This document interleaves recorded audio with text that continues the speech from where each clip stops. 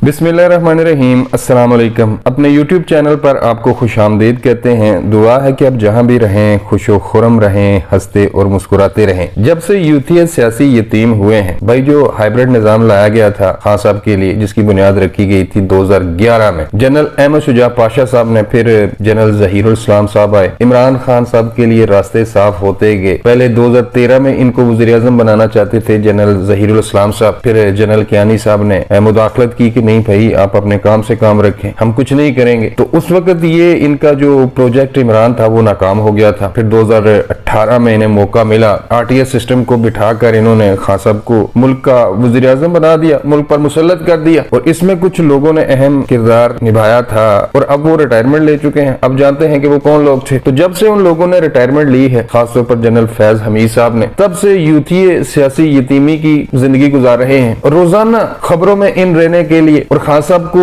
आलम इस्लाम का सबसे बड़ा लीडर साबित करने के लिए रोजाना सोशल मीडिया पर कोई ना कोई झूठा ट्रेंड चलाया जाता है। कल इन्होंने ट्रेंड चलाया कि नहीं जी वो समरी तो इमरान खान साहब ने परवेज लाई से समरी हासिल कर ली है, उनकी जेब में है, जब इमरान खान साहब का दिल करेगा वो पंजाब असेंबली तोड़ लेंगे। और आज जो जराए जिस खबर की तस्दीक कर रहे हैं वो ये है कि परवेज लाई साहब ने भी और जो केपीके के वज़ीर आला है उन्होंने भी इनकार कर दिया है कि कम से कम 2 माह से पहले हम असेंबली नहीं तोड़ सकते। और उन्होंने खान साहब को यह भी कहा है कि खान साहब आपको जो प्रोटोकॉल दिया जा रहा है, जब आप पंजाब में आते हैं तो आपको शहाना प्रोटोकॉल मिलता है, जब आप केपीके में आते हैं तो वहां पर भी आपके तमाम तर अखराजात केपीके हुकूमत बर्दाश्त करती है। आपकी सिक्योरिटी के, आपके प्रोटोकॉल के जितने भी अखराजात होते हैं वो पाकिस्तान के आवाम बर्दाश्त करते हैं। तो अगर असेंबलियां नहीं रहती, आप असेंबलियां तोड़ देते हैं तो भाई ये प्रोटोकॉल भी नहीं रहेंगे और आपने जो करप्शन की है उस हवाले से केस भी खुलेंगे, अदालतों में धक्के खाएंगे आप, और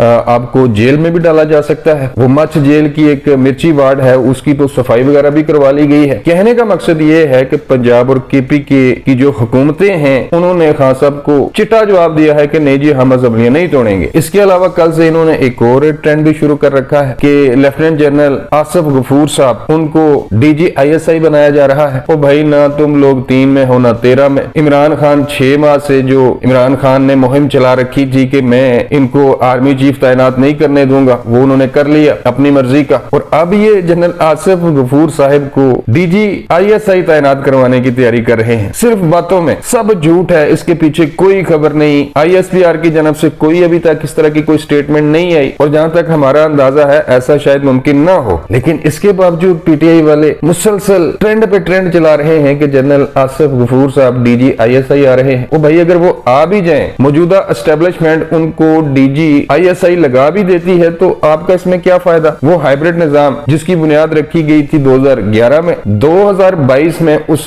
हाइब्रिड निजाम को जमीन बोस कर दिया गया है। नई एस्टेब्लिशमेंट अब ना तो सियासत में मुदाखलत करेगी और ना किसी को करने देगी। जनरल आसिफ गफूर के बारे में मैं आपको बताता चलूं कि इन्होंने उस वक्त शोहरत हासिल की थी जब भारत ने बालाकोट पर हमला किया था। उस वक्त I think general Asif Ghafoor साहब डीजी ISI थे। तो इन्होंने भारत को ललकारते हुए ये कहा था कि आप तो अपने मकसद में कामयाब नहीं हो सके, लेकिन अब आप इंतजार करें। और फिर आपने देखा कि पाकिस्तान ने भारत के 2 तैयारे गिरा दिए। तो उस वक्त जनरल आसिफ गफूर साहब को काफी शोहरत मिली थी। और अगर मौजूदा establishment army chief general Asim Munir साहब जनरल आसिफ गफूर पर एतमाद करते हैं, उनको बना देते हैं डीजी ISI, तो भाई आपकी दाल फिर भी नहीं गलेगी। वो 2018 वाली तारीख नहीं दोहराई जाएगी। आज खान साहब गिले तितर को ये कहते हैं कि नहीं जी वो मैं एतबार कर लिया। एतबार वही करता है, ट्रस्ट वही करता है जो बहादुर आदमी होता है। तो बिल्कुल ठीक है खान साहब, आपने बहादुरी वाला काम किया, एक बहादुरी वाला काम और भी कर दें और आवाम को बताएं कि 3.5 साल में मैंने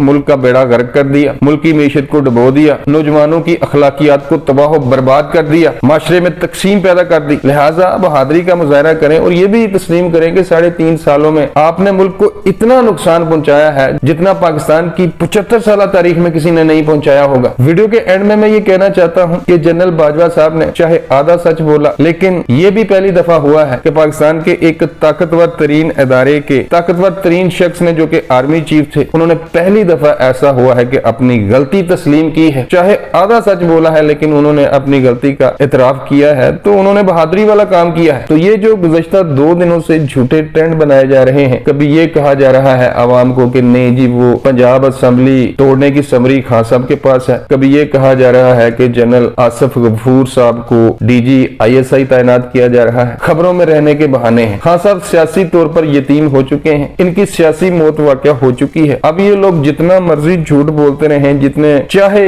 झूठे ट्रेंड चलाते रहे, खान साहब को ये लोग दोबारा वजीर आजम नहीं बना पाए, क्योंकि ना तो अब जनरल बाजवा साहब आर्मी चीफ हैं और ना ही जनरल फैज हमीद साहब DG ISI हैं। अब तक के लिए बस इतना ही। मिलता हूँ किसी नई वीडियो में। अल्लाह निगहबान।